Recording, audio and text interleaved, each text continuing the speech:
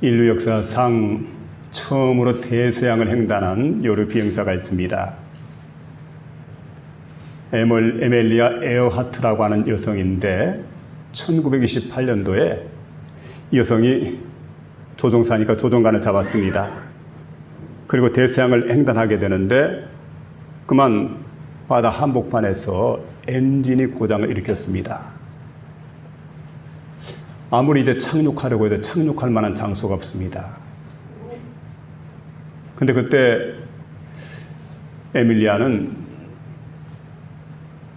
위험한 순간에 침착성을 잃지 않고 위기를 잘 넘겨서 결국은 횡단에 성공을 거두게 됩니다.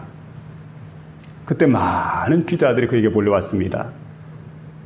그 기자들이 하는 얘기가 어떻게 위험한 일도 많았고 그리고 참 굉장히 힘든 그런 것 비행이 있을 터인데 어떻게 성공을 거둘 수가 있었습니까? 하고 물어보니까 비결은 단 하나입니다. 그게 무슨 말입니까? 내가 바다 한복판에 있었거든요. 내가 바다 한복판에 있었기 때문에 비행에 성공할 수 있었다고. 대서양 횡단에 성공할 수 있었다고. 그러니까 기자들이 잘 이해를 못합니다. 도대체 그 말이 무슨 말인지 이해를 못하니까 자세히 이 말을 좀 풀어서 이야기해달라고.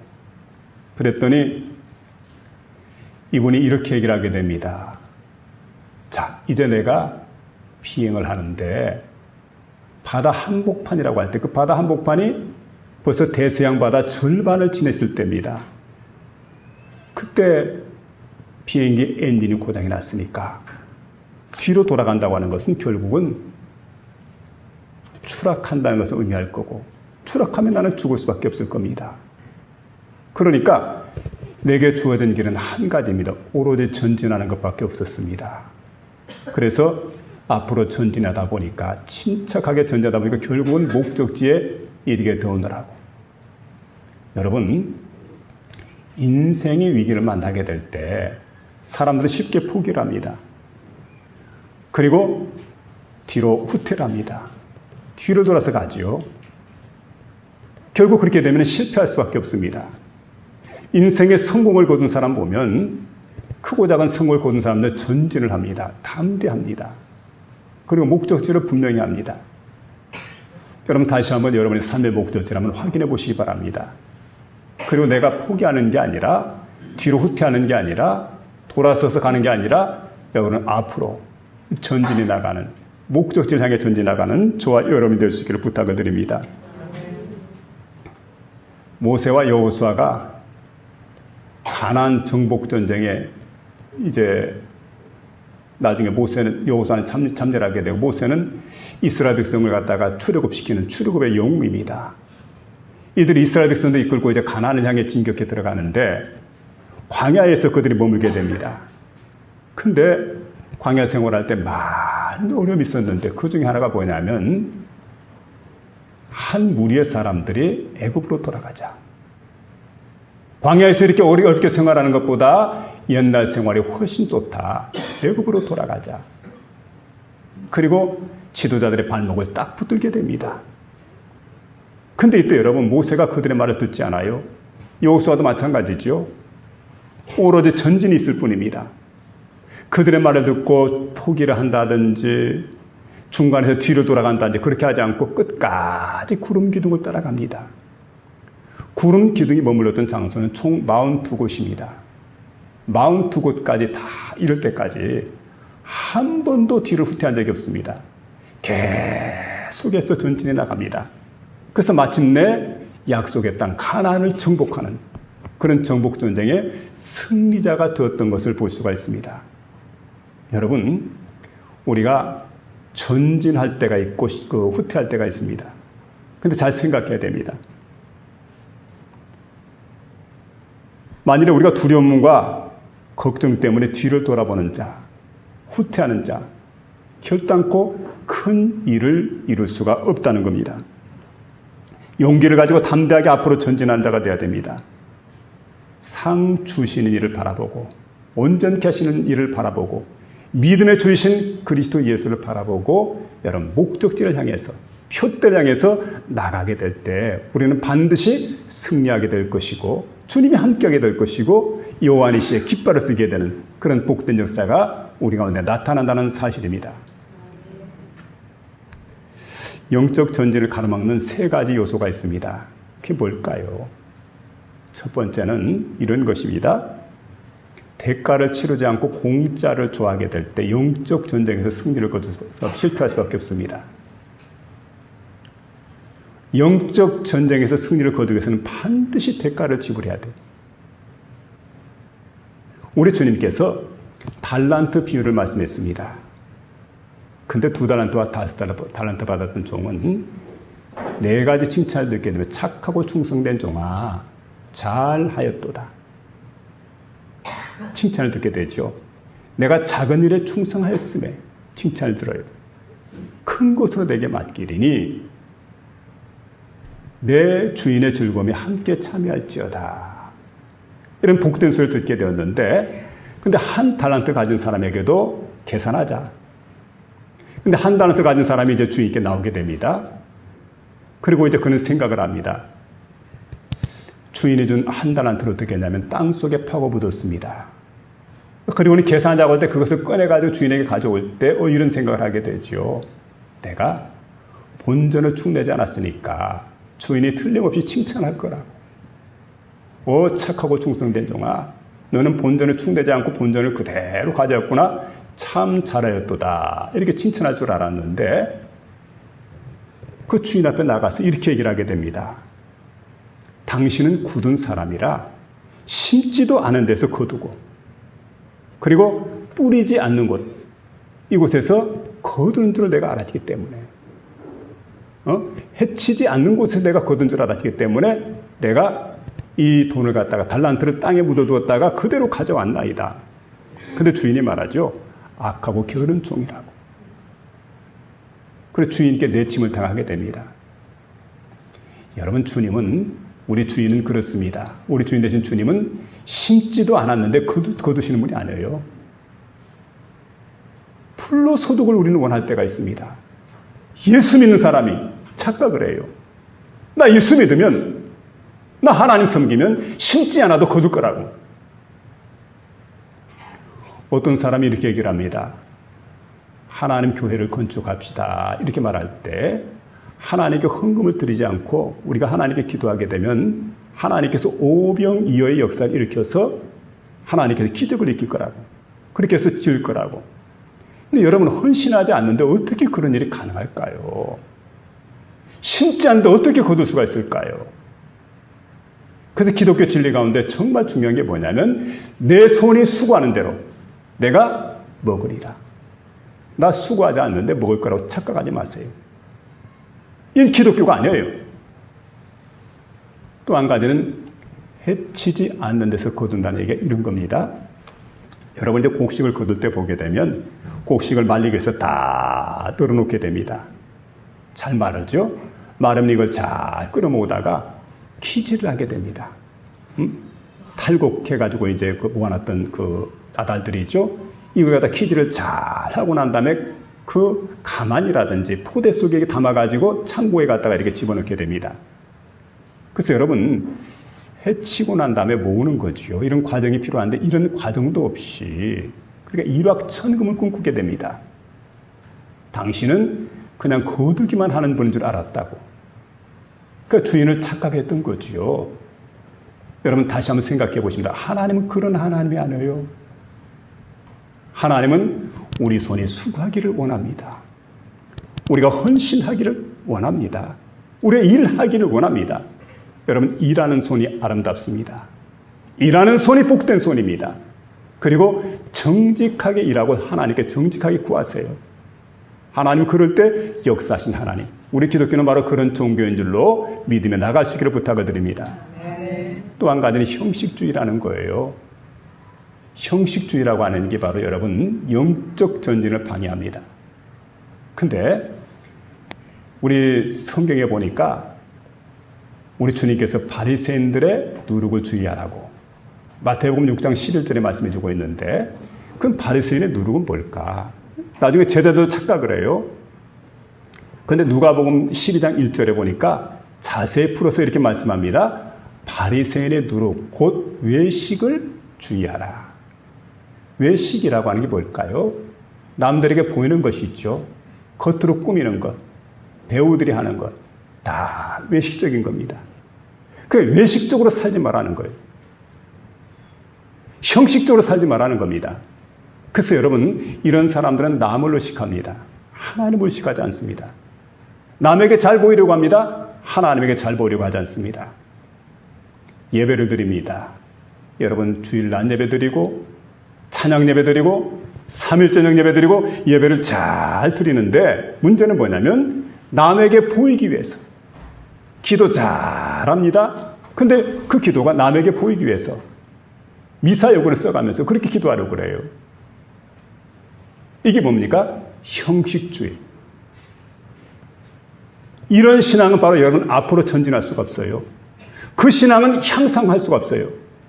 그래서 절대로 이런 태도에 대해서 주님께서 경계하면서 그런 태도를 버려라. 형식주의를 버려라. 또 하나는 여러분 물질주의입니다. 하나님보다 물질을 앞세우는 사람들. 하나님은 여러분 물질보다 하나님을 항상 앞세워야 돼요.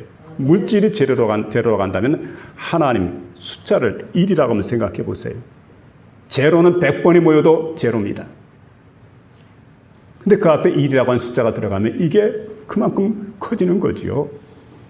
언제나 여러분 예수가 대장되고 하나님을 앞세워 살아가는 저와 여러분의 생이 될 수 있기를 부탁을 드립니다. 만일에 여러분 물질을 앞세우고 살아가다 보면 영적 전진이 일어나지 않고 침체에 빠지고 침륜에 빠지게 됩니다. 그러면 여러분 그런 사람들의 마음속에는 사탄 마귀가 들어오게 돼요. 이게 사탄이 역사하게 되어 있습니다. 그래서 이 모든 시험들이 어디로부터 오느냐? 시험의 근원은 바로 마귀 사탄에게로부터 우리에게 주어진다는 거지요. 팽이가 돌아가지 않으면 쓰러집니다. 비행기가 전진하지 않으면 추락하고 맙니다. 그래서 오늘 본문의 말씀에 빌립보 교인들 향한 바울이 주는 말씀을 보니까 전진해라. 신앙생활에 전진이 있어야 된다. 그래서 여러분 전진하려면 세 가지 요소를 오늘 말씀해 주고 있는데 이렇게 해야만 우리가 신앙생활에 전진할 수가 있다. 그래서 이 말씀을 듣는 가운데 저와 여러분의 마음속에 크신 은혜가 임하게 되는 복된 시간 될 수 있기를 주의 이름으로 부탁을 드립니다.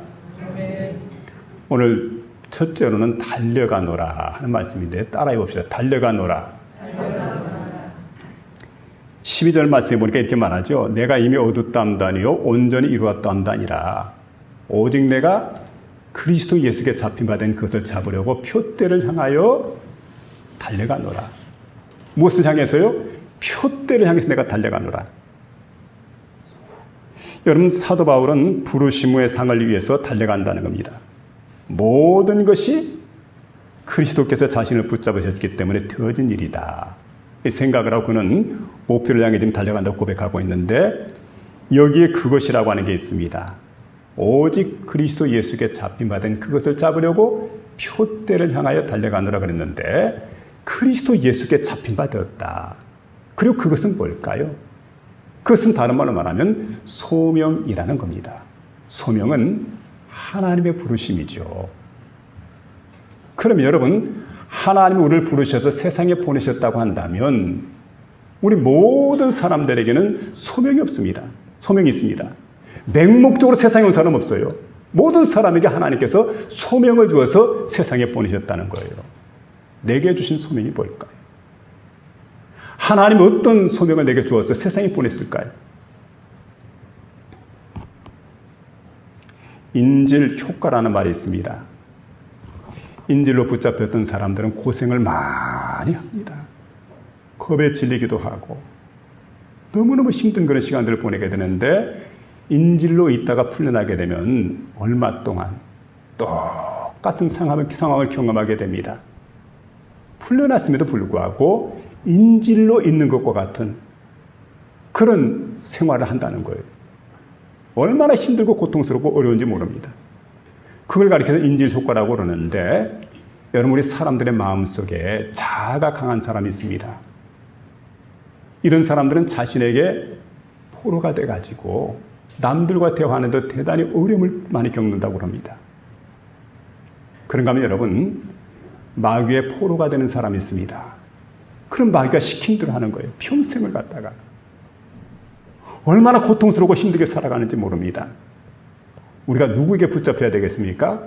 이왕 붙잡히며 살아갈 때 여러분, 대부분의 많은 사람들이 돈, 명예, 쾌락, 또 우울증, 질병 뭐 이런 것들에게 붙들려 살아가는 그런 마음이 있는데, 이런 것들이 아니라 우리가 뭔가에 붙든다고 할 때 가장 중요한 것은 바로 그리스도 예수께 내가 붙들림 받아야 된다는 거예요. 그럴 때 우리의 인생의 길이 열리게 됩니다. 부르심의 상이 환하게 보이게 됩니다. 그런 거로 그리스도 예수께 붙잡히마 되는 그런 복된 심령이 될 수 있기를 주의 이름으로 부탁을 드립니다. 오늘 사도 바울은 자신이 경주에 임하는 선수다. 그러면서 여러분, 그렇게 비유를 하면서 자신은 현실에 만족하잖아요. 지금의 기록에 만족하지 않습니다. 그래서 새로운 기록을 세우기 위해서 정말 전력을 다하고 전심을 다하는 그런 모습을 우리에게 지금 보여주고 있습니다. 여러분, 올림픽 마라토너, 올림픽 금메달리스트죠. 몬주익의 영웅 황용조 선수가 있습니다. 근데 이분이 이런 얘기를 했어요. 한 번은 훈련을 받는데 너무 고되고 힘들어가지고 세상에 이렇게 힘들고 고된 그런 훈련을 할 바에 차라리 죽는 게 낫겠다 생각을 하고 달려가다 보니까 호수가 있는데 정말 뛰어들어서 죽고 싶더라는 거예요. 근데 그런 중동을 한 번만 느끼는 게 아니고 두 번, 세 번 계속해서 느꼈다는 거예요. 그리고 이제 그 다음에 경기를 했는데 마라톤 풀코스가 42.19km. 그러니까 여러분 100리가 조금 넘은 길입니다. 그 마라톤 경주를 마치고 나서 얼마나 힘들고 피곤하고 지쳤습니까? 쉬고 싶은데 코치가 또 훈련을 시킵니다. 그러니까 그때는 어떤 마음이 드냐면 코치 이놈도 주고 싶다라는 거예요. 다시는 마라톤 이런 거 하고 싶은 생각이 없는 그런 상태에 이제 임하게 되었는데, 근데 옆에 있던 마침 그때 정봉주 감독이 나타나가지고 영조야, 너 힘들지? 내가 네 마음 안다. 근데 너는 지금 보일지 모르겠지만 나는 환하게 보이는 게 한 가지가 있다고. 그게 뭐냐면 몬주익 구장이라고 하는 올림픽 스타디움이 있는데 포르투갈 수도지요. 리스본입니까? 여기서 이제 경주를 하게 되었는데 그때 황영조 선수가 1등으로 들어오잖아요. 메인 스타디움을 1등으로 달리고 있는 너의 모습이 보인다. 경주를 하기 전에. 그리고 시상대에 올라가서 내 머리에 월계관이 씌워지는 그 모습이 내게 보인다. 그러니까 그 소리를 들으니까 정신이 번쩍 드는 겁니다. 그래서 힘들고 어려웠던 과정, 고생하고 참 어려웠던 과정을 그가 이겨냈던 결정적인 원인이 감독의 말을 듣고 마음속에 소망이 생겨서 이길 수가 있었다는 거죠. 여러분, 경주를 하다 보면 어떻습니까? 성공할 때가 있어요. 실패할 때가 있습니다. 인생 살다 보면은 성공할 때가 있고 실패할 때가 있습니다. 지나간 과거가 어떻습니까? 과거가 실패하신 분도 있고 성공하신 분도 있을 거예요. 그런데 만일에 성공이 우리가 얽매인다고 얘기 됩니다. 교만해질 수가 있습니다. 그리고 실패에 너무 얽매이게 되면은 그게 스스로의 올무가 됩니다. 감옥 같은 삶을 살게 됩니다. 그래서 여러분, 오늘 여기 지금 바울은 중요한 말씀을 우리가 들려주고 있는데, 뒤에 있는 것은 잊어버려. 깨끗하게 잊어버려. 그리고 앞에 있는 것을 잡으려고 달려가노라. 앞을 향해 달려가는 그런 마음이 우리에게 중요하죠. 여러분, 너무 과거에 얽매여 살아가지 마시기 바랍니다. 과거에 성공도 있고 실패도 있어요. 근데 과거는 흘러갔습니다. 과거는 지나갔습니다. 이제 우리에게 주어진 시간들은 현재, 미래입니다. 그 미래를 향해서 달려가는 저와 여러분이 되어야 될 줄 압니다. 바울은 자만하지 않습니다. 그는 여러분 가는 곳마다 얼마나 복음을 전했는데 수많은 사람들에게 생명의 복음을 전하게 되었고 엄청난 교회를 세웠습니다. 그리고 이제 주님을 잘 알고 있습니다. 복음의 능력도 나타납니다. 근데 이만하면 되었다 생각을 하고 현실에 안주할 수 있을 터인데 한 번도 그렇게 안주하지 않았다는 거죠. 새로운 기록을 세우기 위해서 그는 나는 달려가노라. 그리스도 예수께 잡힌 바 된 그것을 잡으려고 나는 달려가노라. 소명을 붙들고 나는 달려가노라. 하나님에게 맡겨준 사명을 붙들고 나는 달려가노라. 그렇게 바울이 우리에게 고백을 하고 있는 걸 보게 됩니다. 바울은 죽는 순간까지 열정을 내었습니다. 그래서 여러분 감옥에 들어갔을 때 거기서는 복음을 전할 수가 없으니까 하나님 앞에 간절히 기도를 했는데 놀라운 기적이 일어났습니다. 그리고 거기에 있던 간수장이 나중에 회개하고 예수를 믿게 되는 엄청난 기적의 역사가 일어났어요. 그리고 감옥에 살 수는 일이 없으니까 거기서 편지를 씁니다. 이게 옥중서신이에요. 에베소서를 쓰고 빌립보서를 쓰게 되고 골로새서를 쓰게 되고 필레몬서를 쓰게 됩니다. 오늘의 빌립보서 그렇게 탄생한 거예요. 그리고 여러분 제자들을 거기에서 양육하는 거예요. 말씀을. 성도들을 양육하는 겁니다. 사도행전이 끝나는 부분에 보니까 셋집에 새들을 살게 되는데 거기서도 바울은 하나님 복음을 전하고 있습니다. 여전히 그는 나는 달려간다. 나는 만족하게 여기지 않는다. 여러분 은퇴하고 나서도 마찬가지예요.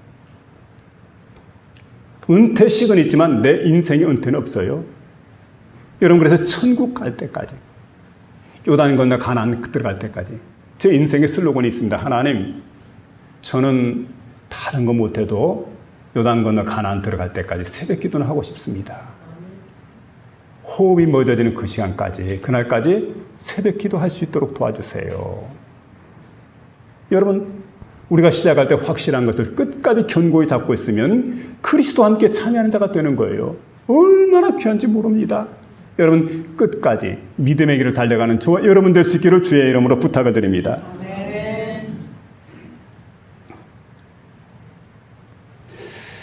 갈라디아 6장 9절에 보니까 우리가 선을 행하되 낙심하지 말지니 피곤하지 않으면 때가 이름에 거두리라 이렇게 말씀해 주고 있는데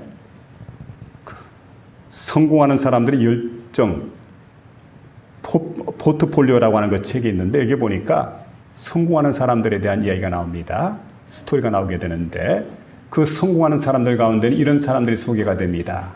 이런 미국에 있는 빌 게이츠, 워런 버핏 그리고 카터 대통령, 지미 카터죠. 그리고 이제 그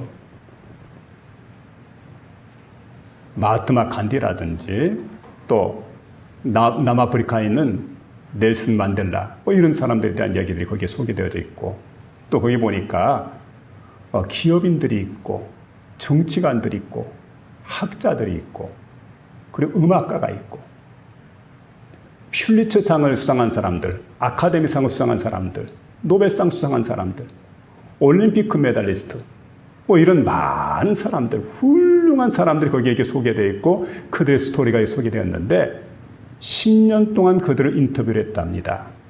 자, 인터뷰를 했는데 이들에게 자주 나타나는 행동과 사고방식에 대해서 조사를 했는데 그들에게 나타난 가장 많은 패턴이 어떤 거였을까 보니까 열정. 그들이 그 일을 갖다 지속적으로 할 수 있고 성공할 수 있었던 비결이 어디에 있었느냐? 열정에 있었다는 거죠. 여러분 언제나 신앙생활에도 우리가 열정이 필요합니다. 그래서 처음 시작할 때는 초심이라고 그래요. 그리고 그 다음에는 여러분 우리가 항상 열심을 품고 주님을 섬겨야 되는데 부지런하여 게으르지 말고 열심 품고 주를 섬겨라. 그리고 마지막 순간까지 어떻게 합니까? 마지막 순간에는 뒷심을 발휘해야 돼요. 초심, 열심, 뒷심. 끝까지 이렇게 나가야 되는 거죠.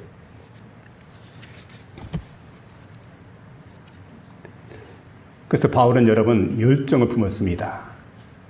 그리고 끝내 그는 승리를 거두게 되는 그런 복된 역사를 이루게 되는데 여러분의 마음속에 열정이 식어지지 않기를 주의 이름으로 부탁을 드립니다.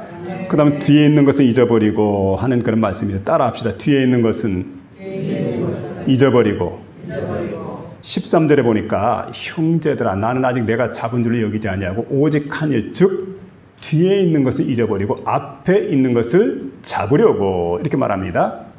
뒤에 있는 것을 잊어버린다. 그리고 앞에 있는 것을 잡으려고 이렇게 말하고 있는데 여러분 과거는 이미 흘러갔습니다. 과거는 지났습니다. 근데 자꾸 과거를 갖다가 붙들고 살아가서는 안 돼. 새 것을 붙들어야지. 과거는 이제 헌 것이 되었습니다. 지나갔습니다. 대구에 가면은 서현교회가 있습니다. 이 교회가 오늘 큰 교회가 되어지게 되고 건강한 교회가 되고 아름다운 교회를 이루는데 이 정규만 장로님이라고 하는 분의 공을 많은 사람들은 이야기를 합니다. 근데 장로님이 33살이 되던 해에 그러니까 1944년도에 이분이 장로 장립을 받게 됩니다. 그러니까 여러분 어떻습니까? 우리가 직분을 받게 될 때 하나님 은혜 가운데 직분을 받기 때문에 나 같은 죄인 구원해 준 것만 해도 감사하고 하나님 자녀 삼아준 것만 해도 감사한데 하나님 교회 잘 섬길 수 있도록 기름 부어서 장로 삼아줬으니까 얼마나 고맙고 감사한지. 하나님 이 은혜 이 사랑을 내가 절대로 저버릴 수가 없습니다. 그리고는 하나님 앞에 그 헌신을 다짐하고 그리고 하나님께 헌물을 드리게 될 때 이분이 자기가 가지고 있던 땅 갖다가 1842평의 땅이 있는데 이 땅을 갖다가 그냥 하나님께 그대로 드린 거예요. 예배당에 그 성전 부지로 사용했으면 좋겠다 생각을 하고 그 땅을 드리게 됐는데 아주 좋은 땅입니다. 그리고 그 위치도 굉장히 좋은 그런 땅을 갖다가 하나님께 드렸대요. 그리고 한 13년 정도 지나고 난 다음에 1957년인데 이때 이제 성전 기공 예배를 드리게 됩니다. 자, 이 성전 기공 예배를 드리게 되는데 그때 여러분이 이제 기공 예배 드리면서 교회를 지을 때 석조 건물을 지읍시다. 당회에서 그렇게 의논이 됐어요.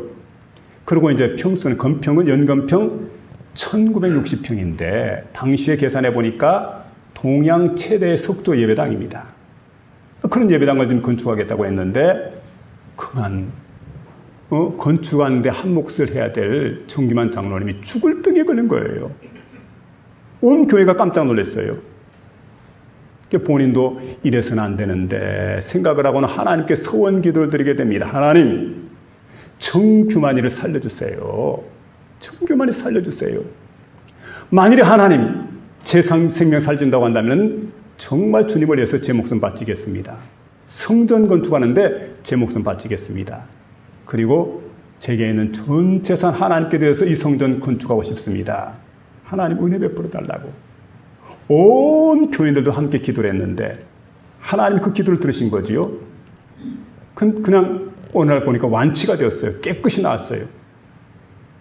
근데 마침 대구 경북 지역에 그곳에 전염병이 퍼졌는데 여러분 지금 보니까 아마 지나고 나면은 별것 아닌데 코로나19가 아무것도 아닌 건데 이렇게 여러분 치료하기 없으니까 얼마나 많은 사람들이 고생을 합니까? 근데 여기 이렇게 전염병이 딱 퍼졌는데 그 많은 사람들이 고생을 하는 거예요. 그 많은 사람들이 병들어 죽어가게 되고 신음신음 앓게 되고 근데 병원에 가도 별 차도가 없습니다. 사람들이 차도가 없습니다. 근데 이상한 소문이 퍼집니다. 이 정기만 장로가 한약방을 갖다 운영하게 되는데 그 한약방에서 치료받게 되면 완치가 된다고. 정말 놀랍게도 치료를 받게 되었어요. 사람들이. 거기서 쓰는 약이 효과가 있었던 거예요. 그러니까 사람들이 얼마나 밀려오는지 새벽부터 문전성시를 이루게 되는데 그게 많은 돈을 벌게 됐죠. 그리고 성전을 건축하게 될 때 여러분 그 어려운 석조 건물 많은 돈을 들여서 성전을 건축했지만 피도 한 푼 없이 깨끗하게 성전을 건축하고 헌당을 할 수 있게 되었어요. 교인이 한 1000여 명 되는 그런 교인들인데 이제 우리가 빚 없이 성전을 다 건축했으니까 헌당 예배 하나님께 드립시다. 근데 여러분 그때 하나님께 헌금을 가장 많이 한 분이 정기만 장로님이에요. 이 성전 건축할 때 거의 모든 돈이 이 장로님의 그 한약방에서 나오는 그런 돈이기 때문에 생각을 해봅니다. 그러다가 이 장로님 한 얘기가 목사님, 당의원들, 장로님들 제가 한 가지 부탁이 있습니다. 뭡니까? 말해보시라고. 지금 당장 교인들은 헌당식 하자고 그러는데 제가 죽거든 헌당식 좀 해달라고.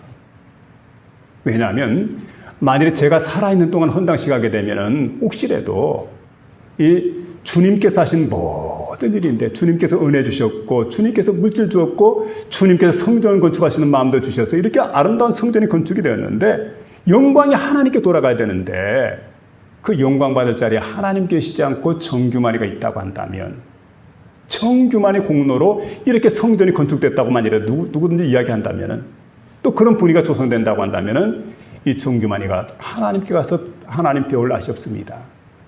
주님 배울 낯이 없어요. 그리고 내가 하나님 나라 가면 받을 상급이 없을 거예요. 그래서 나는 이 땅에 상 받는 것보다 하늘의 상급 원하는 자이기 때문에 제발 내가 죽거든 좀 헌당식 해달라고. 그러니까 교인들이 그 얘기를 받아들인 겁니다.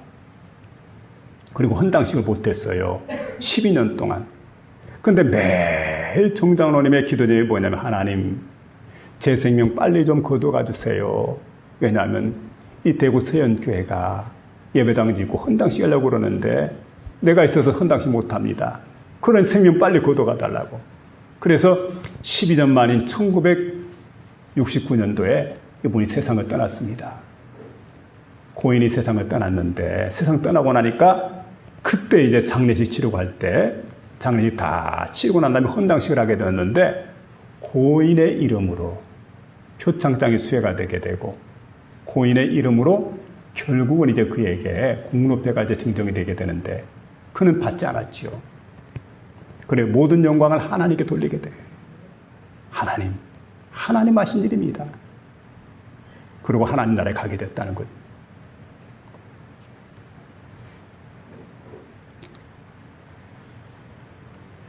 우리는 어떻습니까, 여러분? 세상 살다 보면 잘 될 때가 있어요. 잘못될 때가 있습니다. 성공할 때가 있고 실패할 때가 있습니다. 너무 성공할 때 우리가 정신 차리지 못하면 성공해놓고 넘어지는 겁니다. 실패해도 괜찮아요. 주님 붙들고 여러분 일어설 수 있길 바랍니다. 주님은 우리를 넉넉하게 이렇게 세워주시는 그런 분입니다. 우리가 예수를 믿다 보면 이렇게 원망하는 사람이 있습니다. 예수 안 믿었을 때 그때가 참 좋았는데 이러면 망조가 되는 거예요. 예수 안 믿었을 때 그때는 내가 내 마음대로 할 수 있었고 술, 담배 마음대로 하고 그 좋은 친구 마음대로 사귈 수 있었고 그때가 참 좋았는데 또 어떤 사람들 직분 맡겨주니까 직분 맡아가지고 시험이 듭니다. 주방에서 봉사하다 시험 들고 현관에서 안내하다가 시험 들고 헌금통 들고 왔다 갔다 수전위원하다가 시험 들게 되고 그리고 다 때려치워버려라. 내가 이거 다니면 살 길이 없나 생각하게 될 때 여러분 그렇게 되면 하나님 내게 예배하신 상급을 다 잃어버리는 거예요. 상급이 사라지고 마는 거예요. 주님은 우리 모두에게 상급을 주시기를 원합니다. 내 삶, 내 행위, 내 헌신입니다. 여러분 어리석은 에서가 자신에게 주어진 소중한 장자의 직분을 갖다가 내버리고 팽개쳐버리고 결국 어떻게 됐습니까? 그는 그 인생이 망하게 됩니다. 세상에서는 잘 됐을지 모르겠지만 그러나 여러분 하나님 보시기는 그렇지 못했다는 거지요. 여러분이 주어진 모든 직분을 소중히 여기며 살아갈 수 있기를 주의 이름으로 부탁을 드립니다. 살다 보면 여러분 아픔이 없는 사람이 어디 있습니까? 과거 없는 사람이 어디 있겠어요? 우리가 바울 같은 경우에도 보니까 과거가 있습니다. 바울의 과거는 뭡니까? 이 바울은 과거에 예수 믿는 사람들을 박해했던 사람입니다. 또 게다가 스데반이 순교당할 때도 스데반의 옷을 맡았던 사람이에요. 만일에 과거로 돌아간다고 한다면 그는 율법주의자였고 하늘의 상급이 없었을 겁니다. 그런가 하면 아브라함을 생각해 보세요. 아브라함이 만일에 과거로 돌아갔다면 아브라함의 아버지 데라는 우상 숭배자입니다. 결국은 아브라함은 우상 숭배자로 생을 마치고 말았을 거예요. 야곱은 어떤 사람입니까? 야곱의 과거는 사기꾼입니다. 믿음의 조상이었던 야곱이 과거가 사기꾼이었다고요. 아버지 속이고 형님 속이고 삼촌 속이는 그런 사기꾼. 그 과거로 돌아가셔야 되겠습니까? 그런가 하면 여러분 모세는 살인자입니다. 다윗은 가늠한 사람입니다. 글쎄 여러분, 여기 나와 있는 저와 여러분 가운데 과거가 없는 사람 누가 있겠어요? 우리는 다 과거가 있습니다. 과거 들추지 마세요. 옛날 유행가 가사에도 과거를 묻지 마세요. 뭐가 그렇게 중요해요, 과거가? 여러분, 오늘 이 시간 우리의 과거를 여기다 다 묻어버립시다. 과거. 사탄 마귀는 과거를 들추기를 좋아해요. 그래서 여러분, 현장에서 가늠하다 잡힌 여인이 있는데 과거를 다 들추는 거지요. 너 왜 죄 지었느냐? 너 왜 간음죄 지었느냐? 그를 죽이려고 막 돌팔매질하고 그럴 때, 그때 주님께서 그들에게 말합니다. 너희 중에 죄 없는 자가 돌을 들어서 여인을 치라. 사람들이 다 돌아가죠. 그때 예수님께서 말씀합니다. 나도 너를 다시는 정죄하지 않는다. 나 너를 정죄하지 않는다. 다시는 죄를 짓지 마라. 그런 죄 짓지 마라. 여러분, 로마서 8장 1절로 이전에 있는 말씀 보면은, 그러므로 이제 그리스도 예수 안에 있는 자에게는 결코 정죄함이 없나니 이는 그리스도 예수 안에 있는 생명의 성령의 법이 죄와 사망의 법에서 너희를 해방하였음이니라. 정죄가 없어요. 더 이상 죄인이라고 말하지 않아요.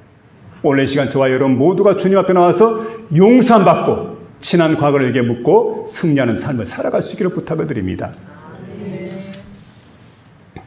마지막 세 번째로는 표대를 향하여 하는 그런 말씀인데, 14절에 보니까 표대를 향하여 그리스도 예수 안에서 하나님이 위해서 부르신 부름의 상을 위하여 달려간다. 이렇게 말씀해 주고 있습니다. 여러분, 바울은 계속해서 달렸습니다. 잡은 줄로 여기지 않고 달렸습니다. 그리고 목적지인 표대를 향해 달렸습니다. 바울의 마음속에 원하는 게 있어요. 그게 뭐냐면 그리스도 예수를 닮아가는 겁니다. 그리스도 예수를 마음속에 품는 겁니다. 그리고 그분 뜻대로 살아가기를 원했던 것. 그게 바로 바울의 마음속에 거룩한 표대였던 것을 볼 수가 있습니다. 우리가 어떤 일에 대해서 목표를 세우고 열심을 다해서 살려고 할 때 목표에 대한 결과가 이제 나중에 때가 되면 큰 기도력이 나타나는 걸 보게 되는데, 꿈은 이루어진다. 그런 말이죠. 소망했던 것들, 꿈꾸는 것들이 반드시 이루어지기 때문에 오늘 바울은 나는 그리스도 예수께 잡힘에 대해 그것을 잡으려고 표대를 향하여 나가노라. 표대를 향하여 달려간다고. 그렇게 그는 이제 본문에서 고백을 하고 있습니다. 여러분, 잘 아는 정주영 회장이 있습니다. 정 회장님이 50년 전에 그런 생각을 했답니다. 우리 손으로 만든 배가, 우리 손으로 만든 자동차가 5대양 6대주를 다니는 걸 보고 싶다.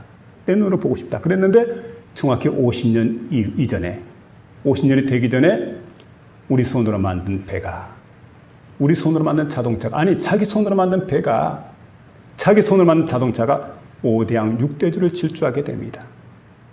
꿈은 이루어진다는 것. 우리가 이런 마음속에 목표가 있어야 되지요. 표대가 있어야 됩니다. 예수 믿는 사람들. 그리스도의 예수 안에서 하나님이 위해서 부르신 부르심의 상을 위해 달려갈 뿐만 아니라 표대를 향해서 내가 달려가는, 표대는 바로 그리스도 예수입니다. 저와 여러분 되시길 바랍니다. 김우중 씨가 그때 당시에 우리나라가 빌딩 같은 거 제대로 짓지 못했던 그런 때인데 빌딩을 짓겠다고 그랬더니 경쟁업체 미국 사람들이 하는 얘기가, 아니 키도 작은 사람이, 동양의 그 작은 나라가, 아니 뭐 기술도 없는 나라가 어떻게 이 그 큰 빌딩을 짓는다고 우리한테 와가지고, 우리가 지금 그 빌딩을 지어야 되는데 경쟁하자고 그러는가, 말도 안 되는 소리라고. 그때 김우중 씨가 이렇게 얘기를 했다는 거지요.